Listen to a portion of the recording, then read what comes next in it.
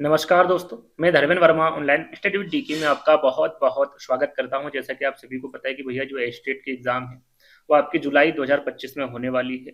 उसी को ध्यान में रखते हुए यहाँ पर हम पीआरटी की आपको तैयारी करवा रहे हैं।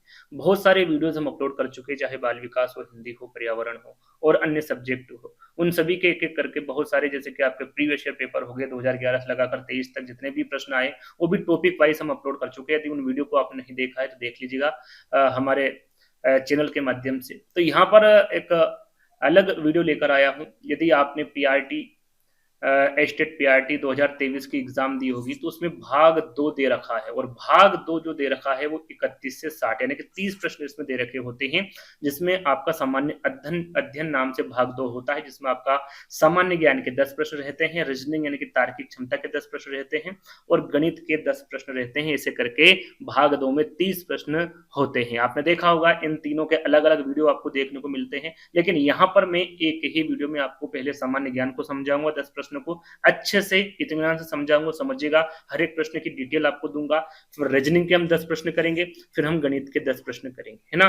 तो इन प्रश्नों को ध्यान से सुनिएगा, अच्छे से पढ़िएगा। यहाँ पर हम बहुत अच्छे तरीके से समझाने वाले हैं, तो स्किप बिल्कुल नहीं करना है, वीडियो को पूरा देखना है। और सभी से निवेदन, यदि वीडियो अच्छा लगे तो वीडियो को लाइक जरूर करिएगा और अपने दोस्तों के साथ, जितने भी स्टडी ग्रुप है आपके पास में जो एस्टेट की तैयारी कर रहे हैं, उनके साथ जरूर इस वीडियो को साझा करिएगा। काफी अच्छा उनको भी ये वीडियो लगने वाला है। तो शुरुआत करते हैं। देखिए, सबसे पहले हम जो बात करेंगे पार्ट 1 है। यदि इस पे अच्छा रिस्पॉन्स मिला तो पार्ट 2, 3, 4, 5 जब तक आपकी एग्जाम नहीं होगी तब तक हम इस प्रकार के वीडियोस लाते रहेंगे। लेकिन आपको करना क्या है, वीडियो को शेयर करना है। तो सबसे पहले आपको मिलेगा सामान्य ज्ञान के 10 प्रश्न। तो शुरुआत करते हैं। देखिए, सबसे पहले पूछा गया आपका थीम। देखिए, थीम सबसे ज्यादा पूछी जाती है। आप कोई सभी पेपर उठा के देख लीजिए, पर्यावरण दिवस की एक थीम पूछी जाती है ना। तो आपको याद कर लेना है, मैंने यहाँ पर 2024 से लगाकर 2018 तक, है ना, ये इतने तक अराउंड इतने के अंदर अंदर ही आपसे पूछेंगे। तो ये सारी थीम मैंने इसमें रखी है। तो सबसे पहले हम प्रश्न पढ़ेंगे, 4 विकल्प पढ़ेंगे, आंसर जानेंगे, उसके बाद हम इसकी डिटेल आपको बताएंगे। तो विश्व पर्यावरण दिवस 2022 के बारे में पूछा गया कि भैया इसकी थीम क्या थी। प्रकृति से लोगों को जोड़ना थी, केवल एक पृथ्वी था, प्लास्टिक प्रदूषण को पराजित करना, या फिर सावधानी पूर्वक उपभोग करें। 4 विकल्प है यहाँ पर। आप आपका आकलन भी कर सकते हैं कि भैया आपने सही आंसर दिया है या फिर गलत। तो विश्व पर्यावरण दिवस 2022 की थीम पूछी गई है। तो याद रखिएगा, 2022 की थीम पूछे तो वो होगी आपकी केवल एक पृथ्वी। क्या होगी? केवल एक पृथ्वी, ओनली वन अर्थ, है ना। तो दूसरा वाला विकल्प क्या होगा आपका, करेक्ट होगा। अब यहाँ पर इसकी सारी जानकारी आपको मैं दे देता हूँ लिखित में। मैं यहाँ पर जानकारी दे रहा हूँ ताकि आप कहीं पर भी थोड़ा बहुत भी डाउट लगे तो कॉपी में लिख लीजिएगा। जब भी आपको समय मिले स्क्रीनशॉट ले सकते हैं, जब भी आपको समय मिले आप उसको पढ़ लीजिएगा आसानी से, है ना। तो यहाँ पर देखिए, जो हमने आंसर बताया कि 2022 में विश्व पर्यावरण दिवस की थीम क्या थी आपकी, केवल एक पृथ्वी, ओनली वन अर्थ। आप देखेंगे 2023 का जो पेपर हुआ था तो उसमें 2018 की थीम पूछी थी, शायद 23 में या फिर 22 में जो पेपर हुआ था, है ना। यहाँ पर 2022 की थीम मैंने रखी है, तो याद रखिएगा वो होगी केवल एक पृथ्वी। विश्व पर्यावरण दिवस के बारे में पूछी क्योंकि यहाँ पर प्रश्न पूछा गया है। तो विश्व पर्यावरण दिवस के बारे में पूछे जो कि सबसे ज्यादा प्रश्न पूछा जाता है, तो वो 5 जून को मनाया जाता है। और विश्व पर्यावरण दिवस सबसे पहले कब मनाया गया था, तो ये 5 जून 1973। ये दोनों आपको याद रखना है ना। 5 जून को ये मनाया जाता है प्रतिवर्ष, और 1973, 5 जून 1973 को पहला विश्व पर्यावरण दिवस मनाया गया था। ठीक है, समझ में आ गया। अब 2018 से हम चलते हैं कि भैया 2018 में विश्व पर्यावरण दिवस की थीम क्या थी। तो ये प्लास्टिक प्रदूषण को रोकना थी। 2019 की हम बात करें तो वायु प्रदूषण को मात दे। 2020 की हम बात करें तो जैव विविधता का उत्सव, है ना। स्क्रीनशॉट ले लीजिएगा, आपको समय मिले तो और पढ़ लीजिएगा ताकि आपको ये आसानी से याद हो सके। थीम जरूर याद करके जाइएगा क्योंकि ये अधिकतर पूछी जाती है ना। 20 की हमने बता दी। 21 की हम बात करें तो पारिस्थितिकी तंत्र बहाली। 22 की हम आपको बता ही चुके हैं। 23 और 24 की देख लेते हैं भैया। 2023 की जो थीम होगी वो प्लास्टिक प्रदूषण का समाधान होगा। और 24 की हम बात करें तो भैया विश्व पर्यावरण दिवस का विषय का जो थीम होगी, विषय और थीम एक ही है ना, भूमि बहाली और मरुस्थलीकरण और सूखे के प्रति लचीलापन। ये 2024 की थीम है। ये 23 और 24 इन दोनों की थीम को याद अच्छे से कर लीजिएगा। इससे संबंधित प्रश्न आपसे पूछा जा सकता है। ठीक है, तो ये जितनी भी थीम थी वो सारी मैंने आपको एक ही प्रश्न में सारी थीम बता दी है। तो आपको यदि यहाँ तक वीडियो पसंद आता है तो अभी तक आपने वीडियो को लाइक नहीं किया तो लाइक जरूर कर दीजिएगा, है ना। दूसरे प्रश्न पे आते हैं भैया। हरियाणा राज्य का पहला राष्ट्रीय उद्यान। सबसे ज्यादा प्रश्न पूछा जाता है कि भैया भारत का जो पहला राष्ट्रीय उद्यान है वो कौन सा है, लेकिन हम यहाँ पर एस्टेट की बात करें तो सबसे पहले इसके बारे में जानेंगे और भारत के पहले राष्ट्रीय उद्यान के बारे में भी हम जानेंगे। सारी डिटेल आपको राष्ट्रीय उद्यान के बारे में यहाँ पर देंगे। तो हरियाणा राज्य का पहला राष्ट्रीय उद्यान कौन सा, सबसे पहले आपको पता होना चाहिए भाई कितने राष्ट्रीय उद्यान है हरियाणा में। तो केवल 2 ही राष्ट्रीय उद्यान है। कितने हैं? 2। तो पहला राष्ट्रीय उद्यान पूछा है सुल्तानपुर राष्ट्रीय उद्यान है भैया, कलेश्वर राष्ट्रीय उद्यान है, जिम कार्बेट राष्ट्रीय उद्यान है, या फिर इनमें से कोई नहीं। कौन सा है? तो हरियाणा राज्य का पहला राष्ट्रीय उद्यान की हम बात करें तो वो होगा आपका सुल्तानपुर राष्ट्रीय उद्यान। कौन सा होगा? सुल्तानपुर राष्ट्रीय उद्यान। इसे 1971 में बनाया गया था। ये पहले क्या था भैया? तो ये पक्षी अभ्यारण्य था। इसको स्थापित किस रूप में किया गया था? पक्षी अभ्यारण्य के रूप में इसको स्थापित किया गया था। लेकिन इसको 1989 की हम बात करें तो इसे राष्ट्रीय उद्यान का दर्जा प्राप्त हो गया था, है ना। तो इसके बारे में हम डिटेल जानेंगे। ये आपका पहला राष्ट्रीय उद्यान हो गया हरियाणा का, और ये दूसरा हो गया, और ये प्रथम भारत का प्रथम राष्ट्रीय उद्यान, इसके बारे में हम बात करेंगे। तो ये दो राष्ट्रीय उद्यान के बारे में आपको पता होना चाहिए। दोनों के बारे में आपको एक एक करके बताएंगे। सबसे पहले प्रश्न को देख लेते हैं जो उसमें राष्ट्रीय उद्यान आंसर में आया है, उसके बारे में डिटेल आपको दे देते हैं। भैया हरियाणा राज्य का जो पहला राष्ट्रीय उद्यान है वो सुल्तानपुर राष्ट्रीय उद्यान है, और इस उद्यान को जब स्थापित किया गया तो एक पक्षी अभ्यारण्य के रूप में स्थापित किया गया था। कब किया गया था भैया? 1971 में। और इसे राष्ट्रीय उद्यान का दर्जा कब प्राप्त हुआ? राष्ट्रीय उद्यान का दर्जा पूछे तो आपको सन याद रख लीजिएगा, 1989 में, है ना। और ये कहां पर है? हरियाणा के कौन से जिले में स्थित है? तो आपको पता होना चाहिए भैया ये गुरुग्राम जिले में स्थित है। कहां पर है? गुरुग्राम जिले।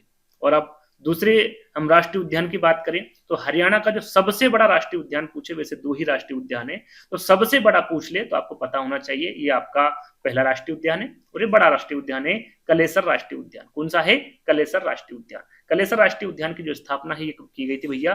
2003 में की गई थी, है ना। और कहां पर स्थित है? तो याद रखिएगा हरियाणा के यमुनानगर जिले में स्थित है। कहां पर है भैया? यमुनानगर जिले में स्थित है। तो इन दोनों के बारे में आपको बता चुका हूं। अब यहाँ पर हम हरियाणा राज्य के जो 2 राष्ट्रीय उद्यान है उनके बारे में जाने, जैसे कि हम बता चुके हैं। और फिर जो भारत का हमारा पहला राष्ट्रीय उद्यान है या फिर सबसे पुराना राष्ट्रीय उद्यान है उसके बारे में आपको जानकारी देंगे। तो हरियाणा राज्य में कुल कितने राष्ट्रीय उद्यान है भैया? 2 है। कौन कौन से हैं? सुल्तानपुर राष्ट्रीय उद्यान है और कलेसर राष्ट्रीय उद्यान है। और इन दोनों के बारे में एक एक करके आपको जानकारी दे चुका हूं। जो आपके एग्जाम में पूछी जाएंगी जनरली वही आपको बता दिया है ना। अब बात करेंगे भैया, हमने हरियाणा का जो पहला राष्ट्रीय उद्यान है उसके बारे में जान लिया। अब भारत का जो पहला राष्ट्रीय उद्यान है, भारत का पहला राष्ट्रीय उद्यान प्रश्न पूछे या फिर सबसे पुराना राष्ट्रीय उद्यान पूछिए, आपको किस पर टिक करना है भैया? जिम कार्बेट राष्ट्रीय उद्यान पर टिक करना है। IMP है, नोट कर लीजिएगा। इसकी स्थापना के बारे में पूछे तो 1936 में इसकी स्थापना हुई थी। ये उत्तराखंड राज्य के नैनीताल जिले में स्थित है। इसका पुराना नाम पूछ ले तो पुराना नाम है हेली नेशनल पार्क। क्या है भैया? हेली नेशनल पार्क है। और ये एशिया महाद्वीप का पहला राष्ट्रीय उद्यान। यदि पूछ ले एशिया महाद्वीप का पहला राष्ट्रीय उद्यान कौन सा होगा, तो आपका जिम कार्बेट राष्ट्रीय उद्यान या फिर हेली नेशनल पार्क। ठीक है, यहां तक आ गया समझ में। इसमें क्या पाया जाता, क्यों प्रसिद्ध है भैया ये? तो यहाँ एशियाई हाथियों और रॉयल बंगाल टाइगर के लिए प्रसिद्ध है। ऐसा सीधा सीधा प्रश्न पूछा जाता है। भैया जो हमारा हेली नेशनल पार्क है या फिर आपका जिम कार्बेट राष्ट्रीय उद्यान है, क्यों प्रसिद्ध है, किसके लिए प्रसिद्ध है? तो आपको पता होना चाहिए एशियाई हाथियों के साथ साथ रॉयल बंगाल टाइगर के लिए प्रसिद्ध है। और यहाँ देश का पहला और सबसे बड़ा बाघ अभ्यारण्य, सबसे बड़ा बाघ अभ्यारण्य भी आपका यही है, याद रखिएगा, जिसे 1973 में प्रोजेक्ट टाइगर के तहत लॉन्च किया गया था। कब किया गया था? 1973। याद रखिएगा, सारे सारे जो मैं पॉइंट आपको बता रहा हूँ, समझा रहा हूँ, इंपोर्टेंट है, सभी के सभी आपको पता होने चाहिए। चलिए अगले प्रश्न की ओर चलेंगे। अगला प्रश्न है आपका, विश्व वन्यजीव सप्ताह मनाया जाता है। यहाँ पर विश्व वन्यजीव सप्ताह जो है ये कब मनाया जाता है? सितंबर के प्रथम सप्ताह में मनाया जाता है, अक्टूबर के प्रथम सप्ताह में, सितंबर के अंतिम सप्ताह में, या फिर अक्टूबर के अंतिम सप्ताह में। कब मनाया जाता है? सबसे पहले हर एक प्रश्न का आपका आंसर देना है, चाहे कॉपी में दे लीजिए या फिर कमेंट्स के माध्यम से दे लीजिए, ताकि आपको भी पता चले कि भाई हमने जो पढ़ाई की उसमें हम सक्सेस हो रहे हैं, यानी कि हम जो आंसर बता रहे हैं वो सही है या फिर गलत है ना। इस प्रकार से आप आपका आकलन कर सकते हैं। तीसरे का आंसर क्या होगा? तो जब भी विश्व वन्यजीव सप्ताह के बारे में बात की जाए, हमेशा याद रखिएगा अक्टूबर के प्रथम सप्ताह में, है ना। कब मनाया जाता है इसे? अक्टूबर के प्रथम सप्ताह में मनाया जाता है। कब मनाया जाता है? तो 2 से 8, यहाँ पर देखिए, यहाँ पर मैंने समझाया भी है कि 2 से 8 अक्टूबर। यदि यहाँ पर सीधा सीधा पूछ ले भाई, है ना, तारीख समेत पूछ ले तो आपको पता होना चाहिए। 2 से 8 अक्टूबर के बीच पूरे भारत में प्रतिवर्ष वन्यजीव सप्ताह मनाया जाता है। और इसका मकसद क्या है? तो इसका मकसद होता है वनस्पतियों और जीवों की सुरक्षा और संरक्षण करना होता है। किसका मकसद भैया? आपका जो वन्यजीव सप्ताह मनाया जाता है उसका मकसद, है ना। और इसका पहला वन्यजीव सप्ताह कब मनाया गया था? जिस सन पूछे तो याद रखिएगा, ये मनाया गया था 1957 में। कब मनाया गया था? 1957 में। सन भी आपको साथ में याद रखना है ना। चलिए चौथा प्रश्न, हरियाणा में प्रथम विश्वविद्यालय किस नगर में स्थापित हुआ? प्रथम विश्वविद्यालय के बारे में पूछा गया है ना। किसके बारे में पूछा गया है? प्रथम विश्वविद्यालय के बारे में पूछा गया है। यहाँ पर आपसे प्रथम कॉलेज के बारे में पूछा जा सकता है, महिला विश्वविद्यालय के बारे में पूछा जा सकता है। तो ये सारी चीजें मैं आपको बताऊंगा। सबसे पहले इसका आंसर जान लेते हैं भाई, मूर्थल है, कुरुक्षेत्र है, करनाल है या फिर रोहतक है। तो जब हरियाणा के प्रथम विश्वविद्यालय की बात की जाए तो आपको पता होना चाहिए वो है कुरुक्षेत्र। कहां पर? कुरुक्षेत्र, है ना। कुरुक्षेत्र नगर में ये स्थापित है। दूसरा वाला विकल्प है ये आपका करेक्ट होगा। कुछ जानकारी मैंने यहाँ पर रखी है और भी कुछ पॉइंट है जो मैंने रखे, जैसे कि आपका यहाँ पर प्रथम कॉलेज हो गया। सबसे पहले यहाँ से शुरुआत करते हैं कि हरियाणा में जो प्रथम विश्वविद्यालय है वो कुरुक्षेत्र में स्थापित है। और हरियाणा में स्थापित जो प्रथम विश्वविद्यालय है ये कुरुक्षेत्र विश्वविद्यालय, हाँ सॉरी एक ही बात है ना, हाँ कुरुक्षेत्र विश्वविद्यालय है। और इसकी स्थापना के बारे में पूछ ले भैया कि इसकी स्थापना कब हुई थी? तो 11 जनवरी 1956 को हुई थी। कब? 11 जनवरी 1956। और यहाँ विश्वविद्यालय कुरुक्षेत्र में स्थित है। और यहाँ पर हम बात करें यदि, जैसे कि यहाँ पर पूछ लिया गया आपसे कि प्रथम विश्वविद्यालय, लेकिन यहाँ पर हरियाणा का प्रथम कॉलेज के बारे में पूछ ले तो वह पंडित नेकीराम शर्मा कॉलेज। कौन सा है? पंडित नेकीराम शर्मा कॉलेज। ये हरियाणा का प्रथम कॉलेज है ना। और कहाँ पर स्थित है? रोहतक में स्थित है। और इसकी स्थापना कब हुई थी भैया? इसकी स्थापना हुई थी 1926 में। ये कॉलेज है और ये विश्वविद्यालय है, इनमें डिफरेंस है, याद रखिएगा, है ना। यदि हम महिला की बात करें कि भैया हरियाणा के पहले महिला विश्वविद्यालय का नाम क्या है? याद रखिएगा, ये भी पूछा गया भैया, भगत फूल सिंह के नाम पर रखा गया। किसके नाम पर? भगत फूल सिंह के नाम पर, यानी कि उसका नाम ही क्या है? भगत फूल सिंह। इसकी स्थापना कब की गई थी? तो 2006 में की गई थी। कब की गई थी? 2006 में। और कहां पर है? सोनीपत जिले के खानपुर कला गांव में स्थित है ना। महिला विश्वविद्यालय का नाम क्या है? भगत फूल सिंह है। और ये भगत फूल सिंह के नाम पर रखा गया है, इस प्रकार से यहाँ पर लिखा गया है ना, याद रखिएगा। 2006 में इसकी स्थापना हुई थी और सोनीपत जिले के खानपुर कला गांव में ये स्थित है। चलिए अगला प्रश्न है भैया, राष्ट्रीय दुग्ध उत्पादन अनुसंधान संस्थान किस नगर में स्थित है? किस प्रकार से आपको यहाँ पर प्रश्न लग रहे हैं कमेंट्स के माध्यम से जरूर बताइएगा। हर एक डिटेल को मैंने रखा है ना, ताकि किसी भी प्रकार से प्रश्न पूछ ले वो गलत ना हो। पांचवा प्रश्न है आपका, राष्ट्रीय दुग्ध उत्पादन अनुसंधान संस्थान ये किस नगर में स्थित है? यमुनानगर में है, फरीदाबाद में है, पानीपत में है या फिर करनाल में है? क्या है सही आंसर पांचवे का? जल्दी से बताएं कमेंट्स के माध्यम से। तो देखिए यहाँ पर राष्ट्रीय दूध उत्पादन अनुसंधान संस्थान के बारे में पूछा गया है, तो ये हमेशा याद रखिएगा, ये करनाल में स्थित है। कहां पर है? करनाल में। इसकी शुरुआत जब हुई थी, याद रखिएगा, ये भी इंपोर्टेंट है, तो बेंगलोर में स्थापित किया गया था। कहां पर? इसे बेंगलोर में किया गया था 1923 में। इसकी जानकारी मैंने रखी है, यहाँ पर देख सकते हैं आप। पहली बार जब इस अनुसंधान की स्थापना की गई थी तो ये 1923 में बेंगलोर में स्थापित की गई थी। कहां पर? बेंगलोर में। कब? 1923 में। और 1955 में इसका मुख्यालय कहां पर? बेंगलुरु से बदलकर कहां कर दिया गया? करनाल, हरियाणा में कर दिया गया। ये याद रखिए, कब किया गया था भैया? 1955 में, है ना। कहां से? बेंगलुरु से बदलकर करनाल, हरियाणा में कर दिया गया था। इसके बारे में आपको पता होना चाहिए। अगला प्रश्न है आपका, हरियाणा लोक सेवा आयोग के वर्तमान अध्यक्ष, अभी की बात की जा रही है 2025 की, कि हरियाणा लोक सेवा आयोग के वर्तमान अध्यक्ष कौन है? आलोक वर्मा है, नरेंद्र सिंह तोमर है, अजय सूरा है या फिर इनमें से कोई नहीं। जितने भी कैबिनेट मंत्री जो इंपोर्टेंट है वो मैं आपको इसके बाद एक एक करके बताऊंगा। सबसे पहले हम यहाँ पर लोक सेवा आयोग के वर्तमान अध्यक्ष के बारे में जान लेते हैं। कौन है भैया? वो होंगे, पहले आपने आंसर दीजिए, पहले सबसे पहले करेक्ट। यदि आप मैं जो आंसर बता रहा हूं तब तक भी आंसर नहीं दे पा रहे हैं तो वीडियो को आप रोक लीजिएगा, पॉज कर लीजिएगा, उसके बाद आराम से आंसर दीजिएगा। तो हरियाणा लोक सेवा आयोग के वर्तमान अध्यक्ष के बारे में पूछे तो वो कौन होंगे भैया? आलोक वर्मा होंगे। कौन होंगे? आलोक वर्मा, है ना। इनके बारे में एक एक करके जानकारी जान लेते हैं। वही हरियाणा लोक सेवा आयोग के वर्तमान अध्यक्ष कौन है? आलोक वर्मा है ना। प्रथम अध्यक्ष के बारे में पूछ ले, भैया प्रथम अध्यक्ष कौन थे, जैसे कि वर्तमान पूछ लिया, कभी कभी प्रथम भी पूछ लिया जाता है, तो उनके बारे में भी आपको पता होना चाहिए। दरबारी लाल गुप्ता, ये हरियाणा लोक सेवा आयोग के प्रथम अध्यक्ष थे। कब? 1966 में। 2/11/1966 से कार्यवाहक। पहले जब इसकी स्थापना की गई थी, स्थापना कब की गई थी? 1 नवंबर 1966। जब स्थापना की गई थी तो इनको कार्यवाहक रूप में मनाया गया था, लेकिन उसके 10 दिन बाद ही इनको क्या करा, अध्यक्ष नियुक्त कर लिया गया। इन्हें कार्यवाहक नहीं, यानी कि पूर्ण रूप से इनको सारा जितना भी उनके हाथ में जो भी सत्ता थी वो सारी दे दी गई थी। कब दी थी भैया, 12/12/1966 में। आप तो सन याद रख लीजिएगा, 1966 है ना। इसकी स्थापना जरूर याद रख लीजिएगा कि भैया इसकी स्थापना कब हुई थी, 1 नवंबर 1966 को हुई थी। इसका मुख्यालय कहां पर है, मुख्यालय पूछा जाता है तो यह पंचकुला में। हरियाणा लोक सेवा आयोग का मुख्यालय पंचकुला में स्थापित है। हरियाणा लोक सेवा आयोग के अध्यक्ष की नियुक्ति कौन करता है, ये भी सीधे सीधा आपसे पूछा जाता है, तो राज्यपाल करता है। इंपोर्टेंट, ध्यान दीजिएगा, इसकी नियुक्ति कौन करता है, इसके अध्यक्ष की राज्यपाल करता है।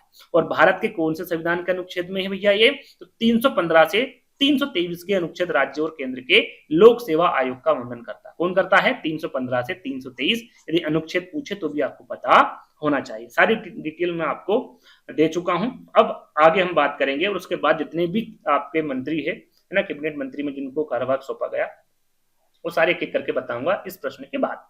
पहले वर्तमान में हरियाणा का वित्त मंत्री कौन है। यहाँ पर देखिए हरियाणा के वित्त मंत्री के बारे में पूछा गया है। यहाँ पर 4 विकल्प दे रखे हैं, अनिल विज है, ओम प्रकाश धनखड़ है, राम विलास शर्मा है, या फिर नायब सिंह सैनी है। यहाँ पर इससे पहले एक प्रश्न मैं पूछना चाहूंगा आपसे, यदि आपसे पूछे, ये वर्तमान में पूछा गया है ना 2025 में, अभी फिलहाल में कौन है वित्त मंत्री।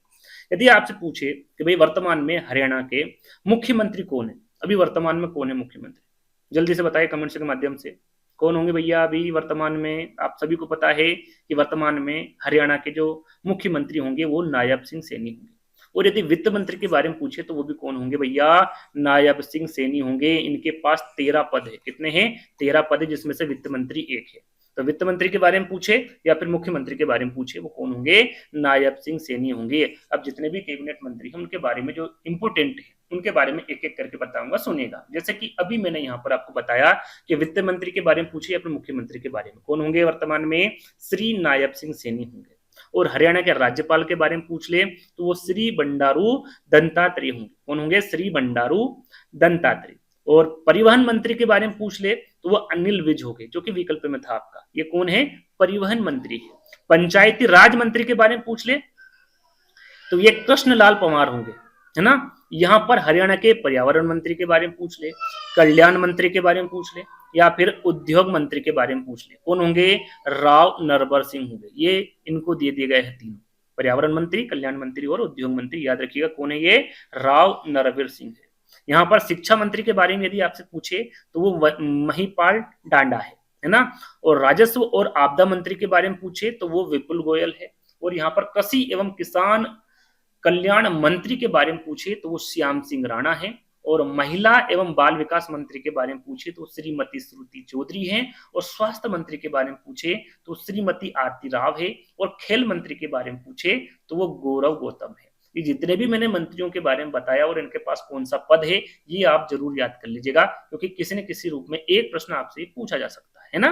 याद रखिएगा इन सभी को। एक ही प्रश्न मेरे आपको जितने भी इंपोर्टेंट यहाँ पर मंत्रिमंडल है यहाँ पर हरियाणा का, वो मैं आपको बता चुका हूँ, है ना। चलिए अगले प्रश्न की ओर बढ़ेंगे भैया। नदी के बारे में, सबसे लंबी नदी कौन सी, हरियाणा की सबसे लंबी नदी, यानी कि ये उदाहरण के तौर पर हरियाणा है तो यहाँ पर जो निकली जो नदी है वो कौन सी, सबसे लंबी नदी कौन सी, यमुना है, कृष्णावती है, मारकंडा है, या फिर दोहान है। ये सारी की सारी नदियां आपके हरियाणा में ही उपस्थित है। लेकिन इसमें जो सबसे लंबी नदी है उसके बारे में पूछा गया, कौन सी है। पहले आपको बताना है ना, हर बार नहीं बताऊंगा आपको, पहले कमेंट्स के माध्यम से आंसर देना क्या होगा। देखिए सबसे लंबी नदी के बारे में पूछे तो वही यमुना।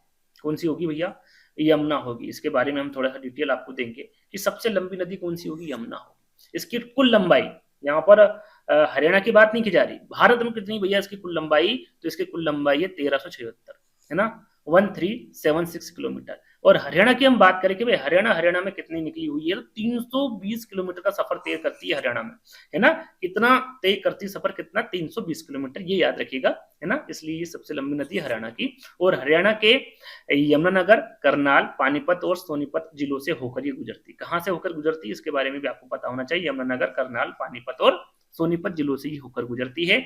और ये कहां से निकलती है, तो याद रखिएगा उत्तराखंड में यमुनोत्री ग्लेशियर से निकलती है आपकी यमुना नदी।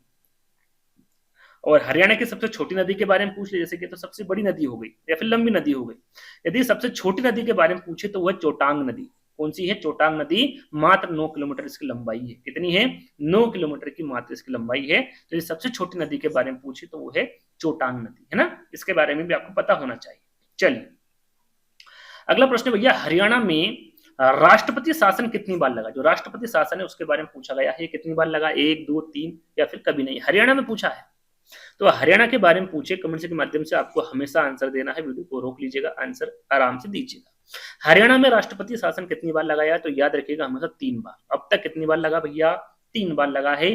कब कब लगा है आपको पता होना चाहिए। तो यहाँ पर लिखा हुआ है कि हरियाणा में 3 बार राष्ट्रपति शासन लगा। पहली बार जो लगा था वो आपका लगा था 21 नवंबर 1967, 1967 में राष्ट्रपति शासन लगाया गया था। दूसरी बार लगाया गया था भैया 30 अप्रैल 1977, है ना। ये आपका दूसरी बार लगाया गया था। तीसरी बार की हम बात करें तो 6 अप्रैल 1951, 1991 में आपका तीसरी बार राष्ट्रीय शासन लगाया गया था। तो तीनों के बारे में यदि पूछ ले कि पहली बार कब लगा था या फिर दूसरी बार कब लगा था या फिर तीसरी बार कब लगा था, तो आपको पता होना चाहिए सन और तारीख, दोनों याद होनी चाहिए ना। ये इंपॉर्टेंट प्रश्न है। आगे हम बात करेंगे और अंतिम प्रश्न है, जैसा कि मैंने आपको बताया था कि आपको इसमें 10 प्रश्न मिलेंगे, है ना, क्योंकि 10 ही प्रश्न आपसे पूछ जाते हैं स्टेट पीआरटी एग्जाम में। पंचवटी नामक तीर्थ स्थल हरियाणा में कहाँ स्थित है?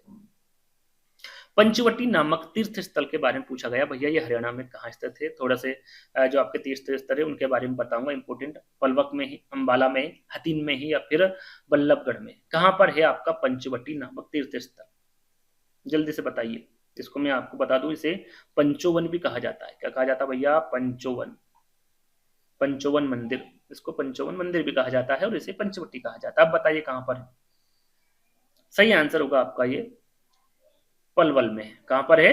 पलवल में, है ना। इसके बारे में आपको जानकारी दे देता हूं मैं थोड़ी सी कि पंचवटी हरियाणा राज्य के पलवल जिले में है और पलवल का जो पंचोवन मंदिर है इसे ही पंचवटी मंदिर के नाम से जाना जाता है। चाहे पंचोवन मंदिर के लीजिए या फिर पंचवटी मंदिर के लीजिए, बात एक ही है। कुछ प्रसिद्ध जो मंदिर है हरियाणा के उनके बारे में आपको पता होना चाहिए। जैसे कि आपसे पूछ ले भैया चामुंडा देवी मंदिर कहाँ पर स्थित है, कौन से शहर में है?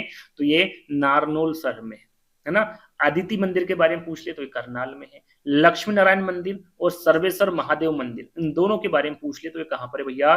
कुरुक्षेत्र में स्थित है। कहां पर है? कुरुक्षेत्र में। घंटेश्वर मंदिर के बारे में पूछे तो रेवाड़ी में है।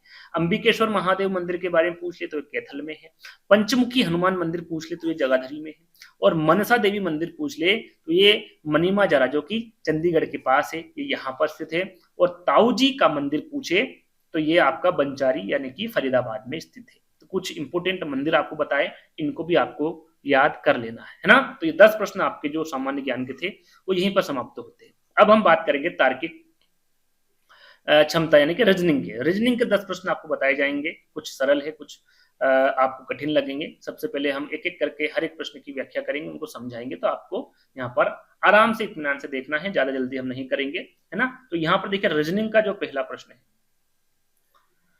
यदि किसी सांकेतिक भाषा में क्या लिखा हुआ, यहाँ पर मनीष लिखा हुआ है। क्या लिखा हुआ? मनीष। मनीष को क्या लिख रहा है? ये OCPKUJ लिखा जाता है तो आदित्य को उसी भाषा में कैसे लिखा जाएगा?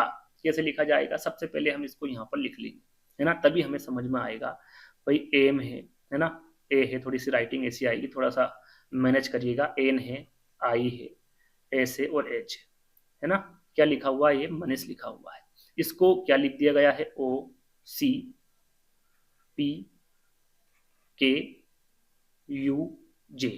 अब यहां पर आपको समझना है कि भैया सबसे पहले हम देखेंगे कि इसमें गैप कितना है, कितने अक्षरों का गैप है। तो यदि आप देखेंगे तो यहाँ पर एम से ओ तक हम जाएंगे तो कितना गैप है? MNO, यानी कि यहाँ पर कितना गैप होगा आपका? 2 का गैप होगा। कितना गैप हो रहा है? 2 का गैप हो रहा है ना। ए से सी हम जाएंगे तो इसमें कितना गैप हो रहा है? ABC, तो यहाँ पर भी कितना गैप हो रहा है भैया? 2 का गैप हो रहा है। एन से पी जाएंगे तो आप देखेंगे तो यहाँ पर भी 2 का गैप है, यहाँ पर भी 2 का गैप है। एस से यू जाएंगे तो यहाँ पर भी है और एच से जे तक जाएंगे तो यहाँ पर भी कितना गैप है? 2 है ना। कितना गैप हो रहा है? यहाँ पर 2 का गैप हो रहा है। तो यहाँ पर हम देखेंगे आदित्य का।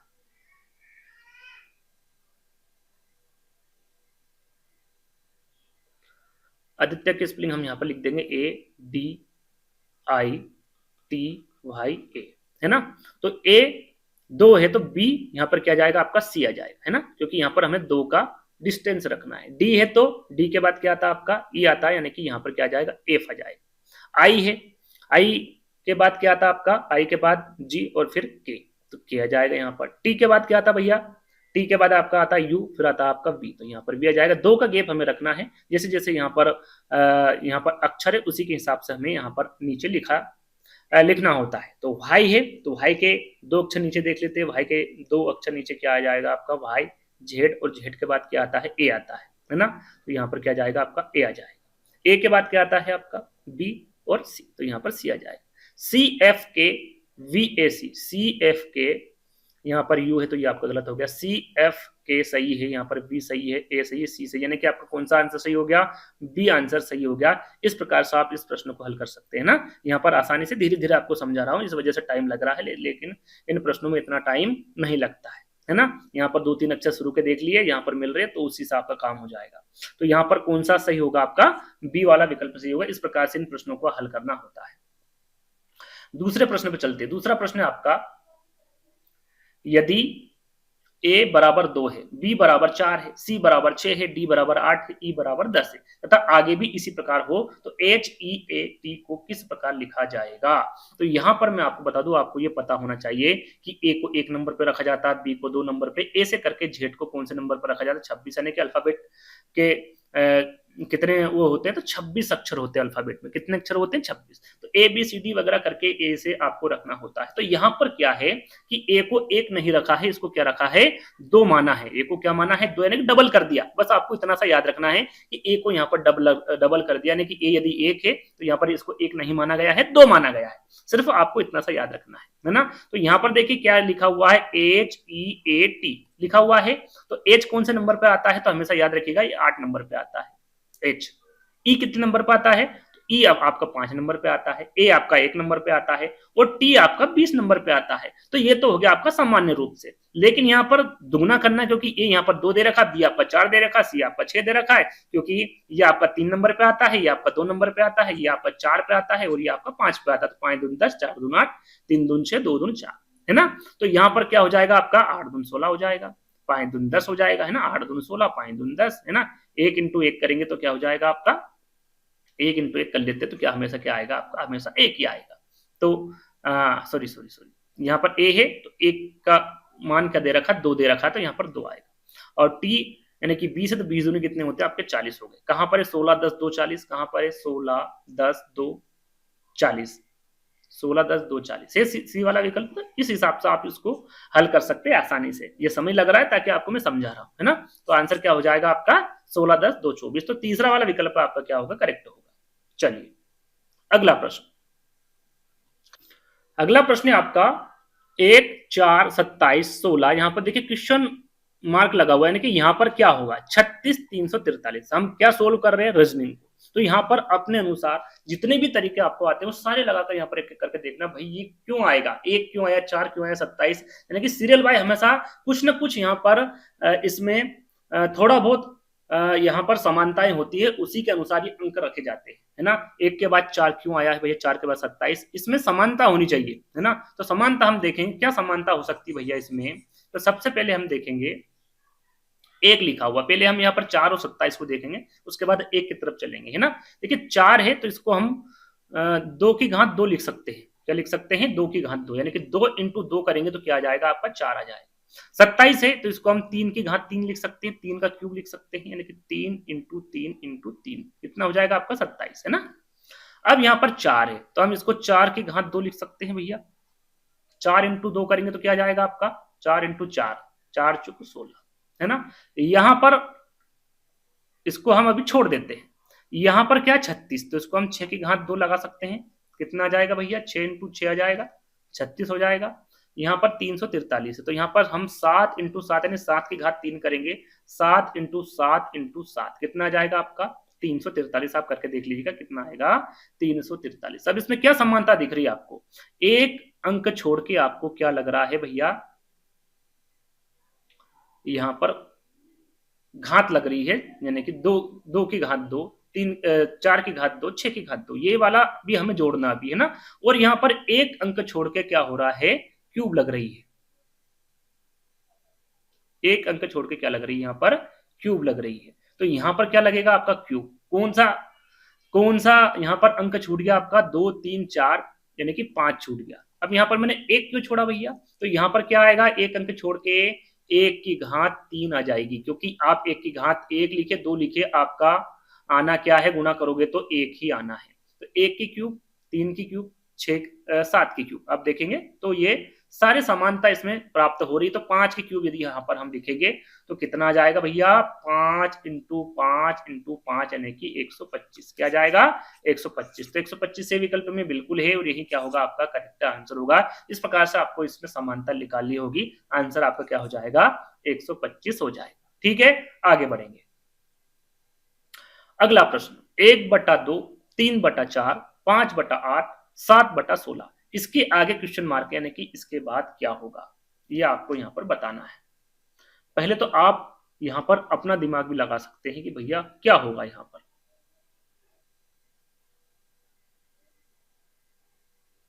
कुछ समानताएं नजर आ रही है यहां पर आपको, देखते हैं भैया। 1 से 3 के बीच में कितनी दूरी है, 2 की है ना। 3 से 5 में भी 2 की है, यहां पर भी 2 की है, तो यहां पर क्या जाएगा, +2 करेंगे तो 9 आ जाएगा। यहां तक आ गया समझ में, सिंपल सा प्रश्न है।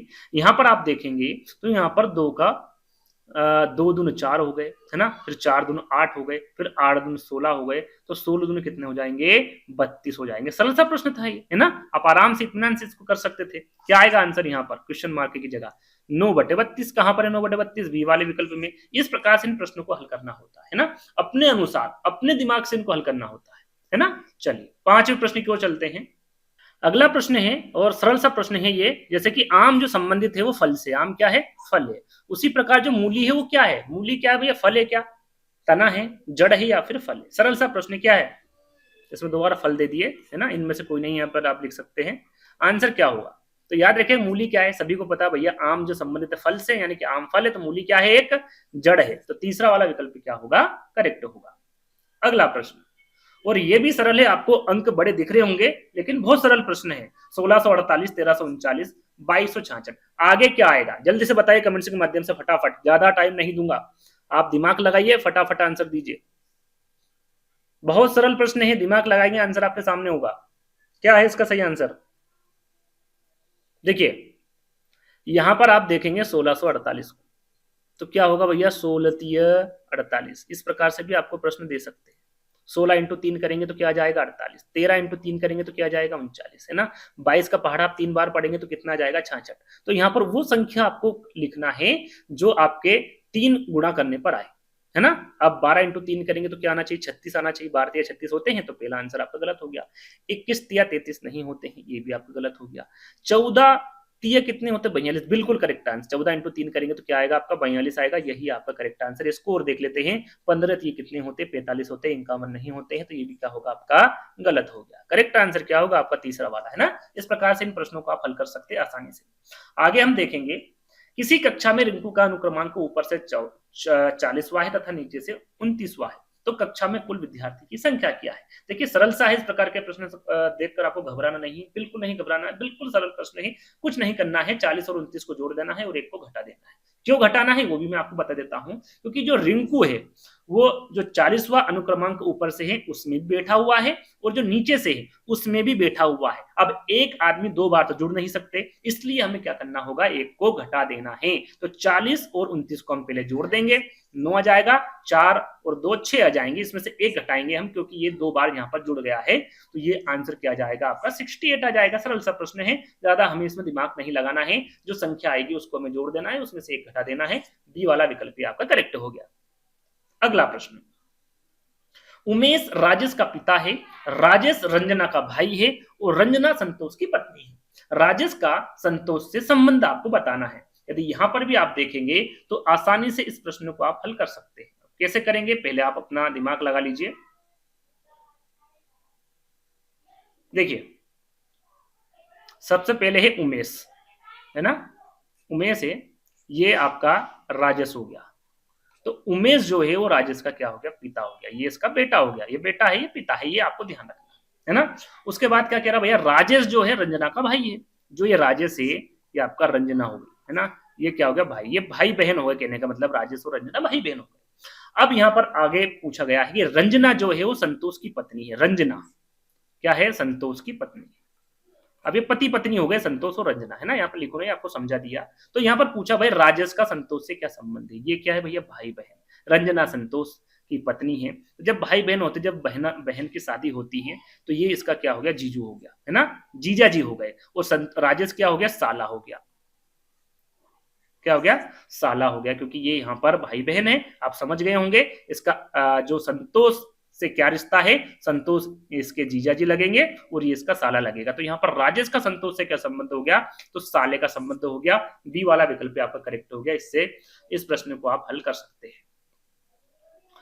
अगला प्रश्न, शब्द यहाँ पर लिखा हुआ है कंट्रीब्यूशन, है ना, को ठीक विपरीत क्रम में लिखने पर कितने अक्षरों का स्थान अपरिवर्तित होगा। यानी कि इसी को हमें क्या करना है, विपरीत क्रम में रखना है, यहीं पर रख देते हैं। यानी कि ये सीधे क्रम में रखा है, इसको हम विपरीत में रख देंगे, तो यहाँ पर क्या जाएगा, हमें एन। विपरीत का मतलब चलो यहाँ लिख देते हैं, है ना,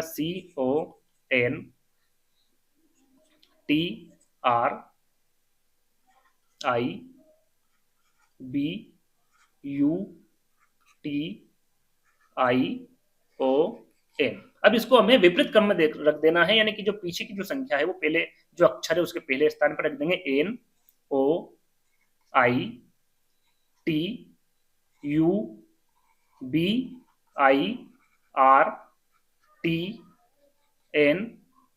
NOITUBIRTNOC। अब यहाँ पर लिखा क्या गया है कि विपरीत क्रम में लिखने पर कितने अक्षरों का स्थान अपरिवर्तित, यानी एक जैसा होता है। तो यहाँ आप देखेंगे ओ का स्थान परिवर्तित नहीं हुआ, है ना, आपका टी का नहीं हुआ है, आपका यहाँ पर भी टी का नहीं हुआ है, और यहाँ पर ओ का नहीं हुआ। कितने अक्षर है आपका, 1 2 3 और 4, तो 4 पे आप टिक कर देंगे। इस प्रकार से इस प्रश्न को हल कर देंगे, तो यहाँ पर डी वाला विकल्प आपका क्या होगा, करेक्ट हो जाएगा। 10वां प्रश्न बहुत सरल प्रश्न है, आप देखेंगे काफी सरल प्रश्न है भैया। निम्न में से कौन सा वर्ष लीप वर्ष है। लीप वर्ष कब आता है, हर 4 साल में आता है। कब आता है, हर 4 साल में लीप वर्ष आता है। बस आपको यही याद रख लेना है, जहां पर 4 का पूरा पूरा भाग चला जाए जिस वर्ष में, वो लीप वर्ष होता है। बस इतना आपको याद रख लेना। क्यों, क्योंकि हर 4 साल में लीप वर्ष आता है। 1988 में यदि हम भाग देंगे 4 का, तो 4 चुक 16 होगा, है ना, 4 चुक 16, और क्या बच गया यहाँ पर आपका 17 18 19, 3 बच गया, 38 हो गया। 4 अपन 20, 4 छम 24, 4 सत्ते 28, 4 8 32, 4 9 36, यानी कि 9 बार करेंगे फिर भी क्या बच गया आपका, 2 बच गया, है ना। क्या 2 4 के पहाड़े में 28 आता है क्या, आता है 4 7 28, यानी कि 4 के पहाड़े से पूरा पूरा कट रहा है 1988। आप 89 को काटेंगे, 90 को काटेंगे, 91 को, ये नहीं कटेगा। आप देख लीजिएगा, है ना, यहाँ पर मैं काटूंगा, समय आपका खराब होगा। आंसर आपका क्या होगा, पहला वाला। इसको काट के देखना है कि लीप वर्ष यदि आपसे पूछा है तो जो सन दे रखा है उसमें पूरा पूरा भाग चला जाना चाहिए, शेष बिल्कुल नहीं बचना चाहिए। यदि शेष बचेगा तो वो कभी भी लीप वर्ष नहीं होगा, ये हमेशा आपको याद रखना है। तो पहला वाला विकल्प आपका सही होगा। चलिए, अब यहाँ पर देखिए आपके जो रीजनिंग के 10 प्रश्न थे वो समाप्त हो गए। अब यहाँ पर गणित के 10 प्रश्न हम यहाँ पर देखेंगे। गणित के 10 प्रश्न आपको यहाँ पर मिलेंगे 1 बाय 1 करके। अभी तक यदि आपको वीडियो पसंद आ रहा है तो वीडियो को जरूर लाइक कर दीजिएगा, कमेंट करके बता दीजिएगा, और अपने दोस्तों के साथ शेयर जरूर कर दीजिएगा। तो गणित का आपका पहला प्रश्न है, किसी संख्या को 2/3 का 3/4 24 है, वह संख्या क्या है। इस प्रकार से यदि प्रश्न पूछे तो जो प्रश्न में पूछा जा रहा है ऐसा ऐसा आप कर दीजिएगा, आपका आंसर आ जाएगा। जैसे कि यहाँ पर पूछा गया है किसी संख्या का 2/3, अब संख्या हमें ज्ञात नहीं है ना, तो हम एक्स वगैरह नहीं मानेंगे, हम ट्रिक से करेंगे ना। 2/3 यानी कि 2/3, है ना। का मतलब होता है इनटू, ये सभी को पता है इतना। 3/4 यानी कि 3/4 कितना होगा भैया, बराबर 24 होगा। यहाँ तक आपको समझ में आ गया, है ना, सभी को समझ में आ गया होगा मेरे हिसाब से।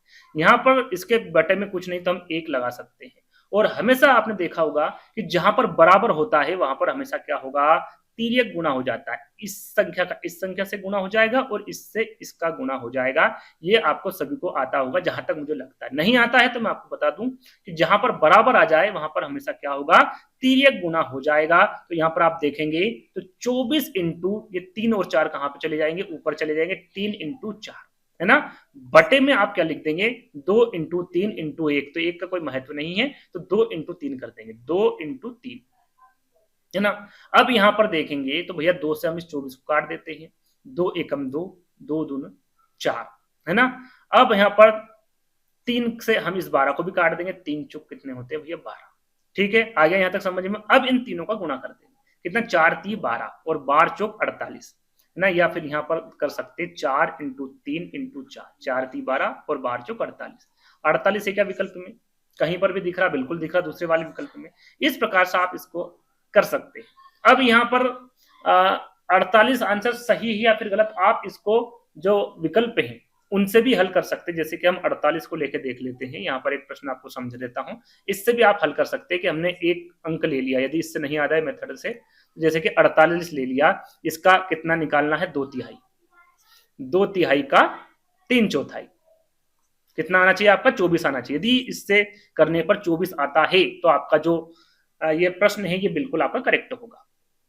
तो यहां पर देखिए 48 का 2/3, 3 के पहाड़े में 48 आता है क्या, तो 3 एकम 3, 3 छक 18, 16 3 48 होते हैं ना, और यहां पर 16 है तो 16 कितने हो गए आपके 32, 32 नीचे कुछ नहीं है, और यहां पर आप लिख देंगे 3/4, 4 8 है 32, 8 कितने होते 24, आ गया 24 आपका, बिल्कुल 24 आ गया ना कि आपका जो 48 संख्या है वो बिल्कुल करेक्ट है। वो संख्या कौन सी होगी, 48 होगी। इस हिसाब से भी आप इन जो विकल्प दे रखे हैं उनसे हल कर सकते हैं। दूसरा वाला विकल्प आपका क्या होगा, करेक्ट होगा। चलिए अगला प्रश्न, अगला प्रश्न पूछा गया आपसे कि यदि किसी संख्या के 60% का 15% 45 हो तो वह संख्या क्या है। जैसे कि हमने पहला प्रश्न करा वैसा ही हमें करना है, यहां पर परसेंटेज लिखा हुआ है तो परसेंटेज का हमेशा मतलब होता है 100, यानी कि 60%, तो हम इसको क्या लिख सकते हैं 60/100 है ना, इंटू का मतलब होता है इंटू 15% को हम लिख सकते हैं 15/100 बराबर कितना होना चाहिए 45 हो। तो वहां संख्या आपको बताना है कि वो संख्या क्या है।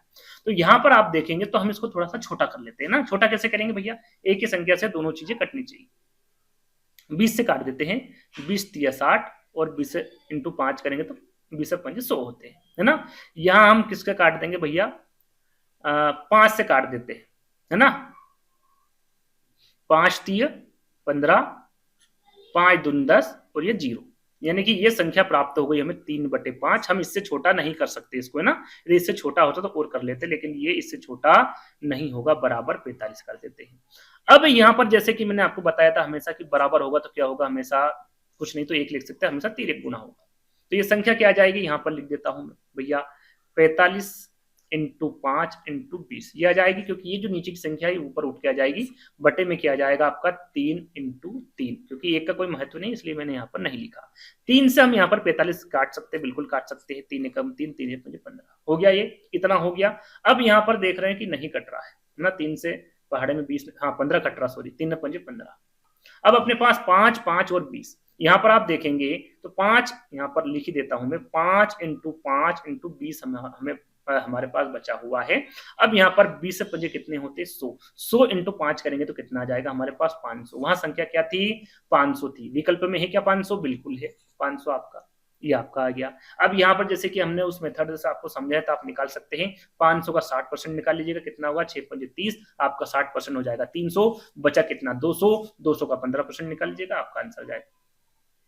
ठीक है, इससे आप लगा इससे आंसर निकाल सकते हैं, आ सकता है आपका, बिल्कुल कोई बड़ी बात नहीं है। तो यहाँ पर आपका सही आंसर क्या होगा 500 होगा। चलिए अगला प्रश्न, 1 मिनट 12 सेकंड जो है ये 1 घंटा का कितना प्रतिशत है। इस प्रकार के प्रश्न आ जाए तो उसको कैसे हल करेंगे, देखिए साधारण सी टिक है, शॉर्ट टिक है, आसानी से इसको हम हल कर सकते हैं। यहाँ पर सबसे पहले इसको तोड़ेंगे, क्या तोड़ेंगे भैया 1 मिनट 12 सेकंड है। अब घंटे को हम यदि मिनट में कन्वर्ट करेंगे तो फिर ये सेकंड रह जाएगा, इसलिए हम इसको क्या करेंगे सभी को सेकंड में कन्वर्ट कर लेंगे। 1 मिनट में सभी को पता भैया कि 1 मिनट में कितने सेकंड होते हैं, तो 60 सेकंड होते हैं, और 12 ये जो 12 सेकंड ये दे रखे हैं ना, तो टोटल कितने हो गए आपके 72 सेकंड, है ना।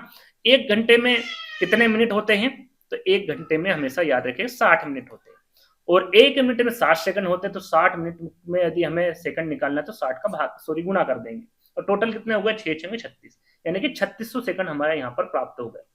अब ये दोनों किसमें है भैया, कन्वर्ट कर दिए हमने, सेकंड में कन्वर्ट कर दिए। अब हमें यहाँ पर प्रतिशत ज्ञात करना है, किसका 1 मिनट 12 सेकंड में जो 1 घंटे का कितना प्रतिशत है, किसका भैया जो 72 सेकंड है, या आपको जो 3600 सेकंड है इसका कितना प्रतिशत है। यदि यहाँ पर प्रतिशत ज्ञात करना है तो हमें क्या करना पड़ेगा, 100 लगाना पड़ेगा।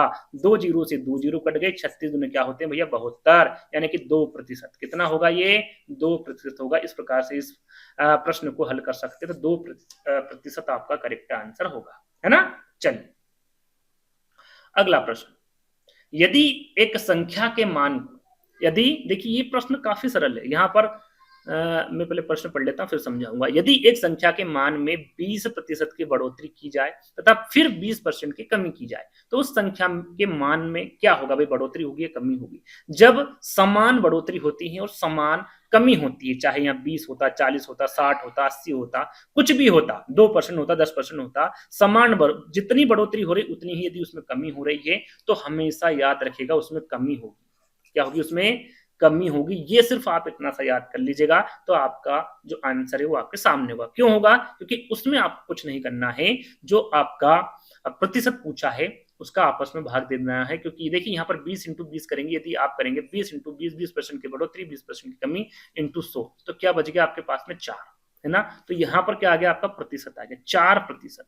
हमेशा अब यहाँ पर देखो कि बढ़ोतरी भी है और घटोतरी भी है, कमी भी है। तो जैसा कि मैंने आपको बताया कि हमेशा याद रखिएगा कि कमी होगी, तो 4% की क्या हो गई, उसको कमी हो गई। जैसे कि उदाहरण के तौर पर यहाँ पर 60 मान लेते हैं, है ना, 60% की बढ़ोतरी, 7% की कमी। तो आपको डायरेक्ट कुछ नहीं करना है, 60 इंटू 60 कर देना और बटे में 100, क्योंकि इस प्रकार से हमें बढ़ोतरी भी हो रही और उसमें कमी भी हो रही। तो 2 जीरो से 2 जीरो आपकी कट जाएगी, 6 छन कितने हो गए 36, 36% की उसमें कमी आ जाएगी। एक और सवाल कर लेते हैं, यहाँ पर 40 रख के देख लेते भाई, यहाँ भी 40, यहाँ भी 40, वही करना आपको, 40 इंटू 40 कर देना है, बटे में 100 कर देना है ना। जीरो से जीरो कट गए, कितना 4 चुक 16, यानी कि 16% की उसको क्या हो गई, कमी हो गई। हमेशा कमी होगी, है ना, ये आपको याद रखना है। करने की जरूरत नहीं, आप यही कर सकते हैं। 2 दूनी कितने होते हैं 4, क्योंकि 100 लगाएंगे तो 2 जीरो से 2 जीरो कट जाएगी हमेशा। तो यहीं पर इसका आंसर आप निकाल सकते हैं, 2 दूनी 4, 15% से भी निकाल सकते हैं, कितने भी परसेंट हो, लेकिन उसमें बढ़ोतरी और कमी क्या होनी चाहिए, हमेशा समान होनी चाहिए। तो उसमें हमेशा कमी आएगी। आंसर क्या होगा यहाँ पर, फोर्थ वाला होगा, है ना।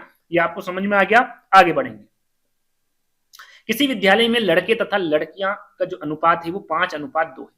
यदि लड़कों की संख्या 150 है तो विद्यालय में कुल कितने विद्यार्थी होंगे। देखिए यहाँ पर 5:2 दे रखा है ना। यहाँ पर लड़के, है ना, बी कर देता बॉयज, और लड़कियां तो गर्ल्स, तो यहाँ पर जी लिख देता है ना, ये शॉर्टकट में मैंने लिख दिया। तो यहाँ पर आप देखेंगे तो सिर्फ लड़कों की संख्या दे रखी है। यहाँ पर देखिए अनुपात में क्या है, लड़के 5 है, यानी कि 5 बराबर कितने दे रखे हैं 150, है ना। कितना दे रखा भैया 150। सरल से ट्रिक बता रहा हूं मैं, 5 बराबर 150 है अनुपात के हिसाब से। तो हमें सबसे पहले एक अनुपात निकाल लेना है, यानी कि 5 का भाग 150 में दे देना है, तो एक का निकल जाएगा। हमें एक का ज्ञात कर लेना। यदि एक का ज्ञात हो जाएगा तो कितने भी अनुपात है उसमें हम यदि गुणा कर देंगे तो वो अनुपात समान हो जाएगा। जैसे कि यहाँ पर 150 का 5 भाग दे देंगे तो हमें एक अनुपात का पता चल जाएगा। तो 5 3 15 यानी कि 30, एक अनुपात बराबर कितना हो रहा है यहाँ पर 30। अब यहाँ पर देखिए लड़के की संख्या दे रखी है, यदि हमें कंफ्यूज हो रहे हैं तो हम यहाँ पर देख सकते हैं 1:30 और 5 अनुपात कितने हो गए 5 3 15 यानी कि 150, है ना। अब यहाँ पर किसकी देखना हमें, 2 की, तो 1 बराबर 30, 2 बराबर 30, दोनों कितने हो गए 60। क्या पूछा गया यहाँ पर, कुल विद्यार्थी। तो 150 यहाँ पर लड़के हैं और लड़कियों की संख्या कितनी 60 है। 150 और 60 को हम जोड़ देंगे, कितने आ जाएगा आपका 210, है ना। सरल सी ट्रिक है ये, आपको बताने के चक्कर में थोड़ा सा वीडियो लंबा हो रहा है, लेकिन यदि आप इसको करेंगे, बार बार करेंगे तो आसानी से इस प्रश्न को आप समझ जाएंगे, हल जल्दी कर देंगे। ठीक है, ये समझ में आ गया। तो यहाँ पर क्या आंसर आएगा आपका 210, है ना। पहला वाला जो विकल्प होगा ये क्या होगा आपका करेक्ट होगा। चलिए आगे बढ़े। पहली संख्या दूसरी संख्या से 25% अधिक है, दोनों संख्या का अनुपात क्या होगा। सरल सा प्रश्न है, ज्यादा दिमाग लगाने की जरूरत नहीं है। पहली संख्या को हमेशा क्या मानना चाहिए, जैसे कि हम x मानते हैं तो हमेशा उसको क्या मानते हैं 100 मानना चाहिए। उससे कितने अधिक है 25% अधिक है, तो हमेशा आप 100 का कितना भी परसेंट निकाले, 40% निकालेंगे तो 40 आएगा, 25 निकालेंगे 25 आएगा, 50 निकालेंगे 50 आएगा। जैसे कि निकाल के भी मैं आपको बता देता हूँ, कुछ बच्चे होते हैं जिनको थोड़ा सा मैथ्स में दिक्कत आती है, तो मैं यहाँ पर करके ही बता देता हूँ। जैसे 100 आपने पहली संख्या मान ली, है ना। दूसरी संख्या है वो 25% अधिक है, तो इसका हम 25% निकाल लेते हैं, तो हमेशा 25 ही आएगा। आप देख सकते हैं 100 से 100 कट गया, कितना आ गया 25। तो एक संख्या 100 हो गई, हम इसमें 25 जोड़ देंगे तो कितनी आ जाएगी, ये 125 आ जाएगी। आ गई दोनों संख्या, एक आ गई आपकी 100, क्योंकि हमने इसको माना था, उसका 25% अधिक है तो उसका 25% अधिक कितना हो गया, 125 हो गया। दोनों संख्याओं का अनुपात आपको बताना है। अब अनुपात यहाँ पर 100 और 125 तो लिखा नहीं है, अब क्या करें, तो उसको हमें छोटा करना होगा, लेकिन वो संख्या निकालनी होगी जिससे दोनों कटे। अब हम यहाँ पर देखेंगे 20 से काट के, 20 से काटेगा तो 125 नहीं आएगा। 5 से काट के देख लेते, सबसे पहले छोटी कर लेते हैं इसको, तो 5 से काटेंगे तो ये 20 बार कटेगा, क्योंकि 20 से 25 होते हैं, और ये आपका कितनी बार कटेगा, 25 बार कटेगा, है ना, 25 बार कटेगा। 5 से 5 दूनी 10, 5 25। अब इसको और छोटा कर सकते हैं, किससे, 5 से, 5 चौको 20 और 5 25। क्या इससे आप छोटा कर सकते हैं क्या, नहीं कर सकते। 4:5 विकल्प में है क्या, बिल्कुल है पहले वाले विकल्प में, और यही आपका करेक्ट आंसर होगा, है ना, पहला वाला विकल्प सही होगा। इस प्रकार से आप इस प्रश्न को हल कर सकते हैं। इसको डायरेक्ट आप 25 से भी काट सकते थे, 25 चौको 100, 25 पंजे 125। ठीक है, आ गया समझ में, 4:5 आपका करेक्ट आंसर होगा। अगला प्रश्न, 20 वस्तुओं का मूल्य 90 रुपए है, तो 9 वस्तुओं का मूल्य क्या होगा। सरल सा प्रश्न है, इसको भी आप आसानी से कर सकते हैं। सबसे पहले हम एक वस्तु का मूल्य जानेंगे और उसमें 9 का गुणा कर देंगे, आसानी से अपने 9 मूल्य का हो जाएगा अपना, है ना, या फिर डायरेक्ट भी कर सकते हैं। जैसे कि देखिए 20 वस्तु हैं, 20 वस्तुओं का मूल्य कितना है, 90 रुपए, तो हमें 9 वस्तुओं का ज्ञात करना है। तो यदि हम इसमें 90 में 20 का भाग दे देंगे, 20 वस्तुओं का भाग दे देंगे, तो हमें क्या ज्ञात हो जाएगा, एक वस्तु का ज्ञात हो जाएगा। निकालना कितनी वस्तु का है, 9 का, तो गुना कर देंगे 9 से, इतना आपको करना है। कुछ नहीं है तो यहाँ आप 1 लगा सकते हैं, कोई दिक्कत की बात नहीं है। अब यहाँ पर हम 1 0 से 1 0 काट देंगे, ये कितना हो गया आपका, 9 × 9 करेंगे तो कितना आ जाएगा आपका, 81 आ जाएगा। 2 से भाग देंगे तो आपका भाग जाएगा 2 चुको 8, भाग नहीं जा रही जिसकी 0, दशमलव लगा देंगे, 2 पंजे 10, कितना हो गया, 40.50। 40.50 कहाँ पर है, आपके दूसरे वाले विकल्प में है, और यही आपका राइट आंसर होगा, है ना। 9 वस्तुओं का मूल्य क्या होगा आपका, 40.50 रुपए, 40 रुपए 50 पैसे। इससे भी आप ये प्रश्न हल कर सकते हैं, आसानी से हल कर सकते हैं, है ना। चलिए अगला प्रश्न, एक दुकान में गणित, अंग्रेजी तथा विज्ञान के पुस्तकों का अनुपात 5:12:7 है। यदि दुकान में 140 विज्ञान के पुस्तक है, तो अंग्रेजी की पुस्तकों की संख्या कितनी है। गणित हम देखिए, यहाँ पर गणित को मैथ से बोला जाता तो एम से कर लेते हैं, अंग्रेजी को इंग्लिश बोला जाता तो यहाँ पर ई लिख देते हैं, विज्ञान को साइंस से बोला जाता तो यहाँ पर साइंस लिख देते हैं।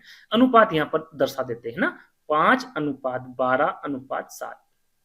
यहाँ तक आ गया समझ में। पूछा क्या गया है, पूछा गया भाई इस दुकान में 140 विज्ञान की पुस्तक, विज्ञान की पुस्तक है, विज्ञान यानी कि साइंस, है ना। तो साइंस का हम देखेंगे तो अनुपात कितना है, 7, यानी कि 7 अनुपात कितना हो गया भैया, 140। 140 विज्ञान की पुस्तकें यहाँ पर आ गई है, क्योंकि यहाँ पर जो अनुपात दे रखा है विज्ञान का वो 7 दे रखा है, इसलिए हमने यहाँ पर 7 बराबर 140, या फिर यहाँ पर इसके नीचे भी लिख सकते हैं 140, है ना, कोई बड़ी बात नहीं है।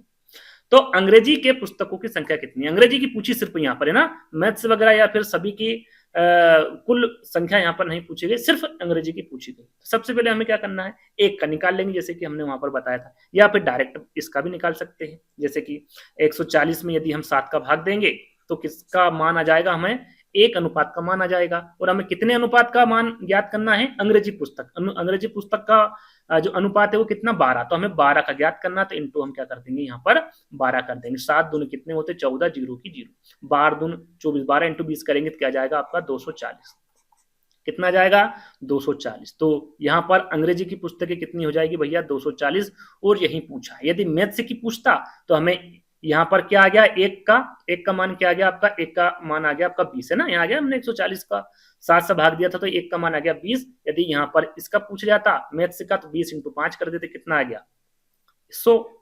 तो 100 मैथ्स की बुक हो जाएगी, 240 आपकी इंग्लिश की, और आपके जो साइंस यानी कि विज्ञान की बुक हो गई 140। किसकी पूछी गई हमसे, अंग्रेजी की पूछी गई। अंग्रेजी कितनी, 240 विकल्प में है, बिल्कुल करेक्ट आंसर 240 होगा, है ना। इस प्रकार से आप इस प्रश्न को हल कर सकते हैं। चलिए अगला प्रश्न, यदि 8,000 की राशि 8% वार्षिक ब्याज की दर से 5 वर्षों के लिए लगाई जाए तो साधारण ब्याज के रूप में कितने प्राप्त। सरल सा प्रश्न, साधारण ब्याज आपको निकालना। साधारण ब्याज का सूत्र आप सभी को पता है, बिना सूत्र से भी निकाल सकते हैं। सूत्र क्या है, मूलधन गुणित दर गुणित समय इंटू 100, ये सभी को पता है ना। और इससे भी आप निकाल सकते हैं, या फिर डायरेक्ट निकाल सकते हैं भैया। एक वर्ष में कितना, 8, तो 5 वर्ष में कितना हो गया 40, यानी कि 8,000 का 40% निकालना है। 8,000 का 40% आप निकालेंगे तो 8 चौको 32, कितने हो जाएंगे 3200 रुपये। ये सरल सा हो गया, यानी कि आप यहीं पर हल कर सकते हैं। इससे हल करेंगे तो मूलधन कितना हो गया आपका 8,000 रुपये हो गया, है ना, इंटू 8% इंटू 5/100। बात वही है, गुना आपने यहाँ कर लिया, गुना यहाँ करेंगे, 2 जीरो से 2 जीरो कट गई, 8 पंजे 40, 40 इंटू 80 कर देंगे, 80 इंटू 40, जीरो जीरो, यहाँ पर 8 चौको 32, ये आपका 3200 रुपये आ गया, है ना। यहाँ पर जीरो आएगा एक और 300, यानी कि ये कितना हो गया 3200 हो गया। तो ये 3200 आपका करेक्ट आंसर हो गया। इससे भी आप हल कर सकते हैं, डायरेक्ट भी कर सकते हैं भाई। एक वर्ष में कितना ब्याज लग रहा है आपका 8%, तो 5 वर्ष में 8 पंजे 40, यानी कि 8,000 का 40% आपको निकालना है। 40% निकालेंगे, 2 जीरो से आपकी 2 जीरो कट जाएगी, यही 80 इंटू 40 होगा, तो 8 चौक 32, यानी कि 3200 रुपये आपके प्राप्त हो जाएंगे ब्याज के रूप में, है ना। तो दूसरा वाला विकल्प क्या होगा आपका करेक्ट होगा। आगे बढ़ेंगे, अंतिम प्रश्न। जैसा कि हमने आपको बताया था कि 10 प्रश्न आपके सभी के रखे गए हैं, क्योंकि इसमें जो भाग 2 है इसमें 10-10 प्रश्न ही आपसे पूछे जाते हैं, है ना। तो 10वां प्रश्न है आपका गणित का, टोटल 30 प्रश्न यहाँ पर आपके कंप्लीट होने जा रहे हैं। तो ए तथा बी की आयु का अनुपात यहाँ पर दे रखा 5:3 तथा उनकी आयु का जो योग है वो 32 वर्ष है। उनके आयु में कितने का अंतर, देखिए यहाँ पर अंतर पूछा गया है। अब यहाँ पर ध्यान देने वाली बात क्या है कि यहाँ पर देखिए अनुपात दे रखा है अलग अलग, है ना, ए और बी, जो प्रश्न में दे वैसे ही हमें करना है 5:3। यहां पर बोल देगा भाई उनकी आयु का योग कितना है, दोनों की आयु का योग कितना है 32 है। भाई आयु का योग तो हमने पता कर लिया 32 है। अब यहाँ पर अनुपात का भी हमें योग करना है, क्योंकि यहाँ पर योग आयु का हो चुका है, तो अनुपात का भी हमें योग करना पड़ेगा, तभी जाके आंसर आएगा, है ना। तो 5 और 3 कितने हो गए 5, 6, 7, 8, यानी कि 8 बराबर कितने बता रहा भैया ये 32 वर्ष। उनकी आयु का अंतर पूछना बताना है ना। तो हमें एक का पता कर लेंगे तो यहाँ पर 5 का भी पता चल जाएगा और 3 का, क्योंकि ये योग है अलग अलग हमें यहाँ पर बताना है कि भैया ए की आयु कितनी है और बी की कितनी है, तभी हम अंतर कर पाएंगे, है ना। तो 8 बराबर 32, तो 1 बराबर कितना है, 1 अनुपात बराबर निकालना हमें, 8 चौक 32, तो 1 बराबर 4। समझ आ गया कैसे करा मैंने, 32 में 8 का भाग दे दिया तो हमें 1 का अनुपात ज्ञात हो गया, 8 चौक 32, यानी 1 बराबर 4। तो यहाँ पर 1 का अनुपात कितना दे रखा 5, यानी कि 5 इंटू 4 कर देंगे कितना जाएगा 5 चौको 20। इसकी आयु कितनी होगी 20।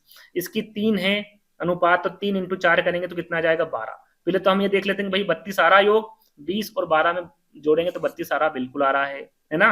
तो यहाँ पर ये तो बिल्कुल करेक्ट है। पूछा क्या गया है, इनकी आयु का अंतर पूछा गया है। तो 20 में से यदि हम 12 घटाएंगे तो कितना आएगा भैया 8 वर्ष आ जाएगा।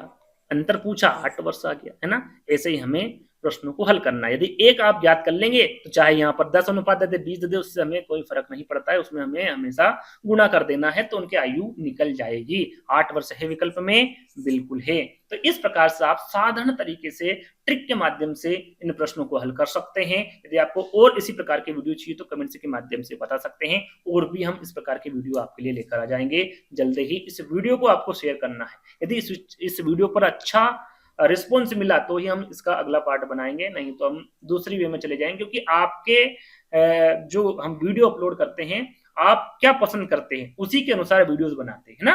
तो ये आपके हाथ में है, अगला पार्ट आना चाहिए या फिर नहीं। तो आई होप आपको वीडियो पसंद आया होगा। वीडियो पसंद आए तो आपको बता ही दिया, वीडियो को लाइक करना है, अपने दोस्तों के जितने भी ग्रुप है, चाहे व्हाट्सएप ग्रुप हो, टेलीग्राम ग्रुप हो, उन सभी में इस वीडियो को शेयर कर देना है और हमारे चैनल को सब्सक्राइब कर लेना है इसी प्रकार के वीडियोस और देखने के लिए। धन्यवाद।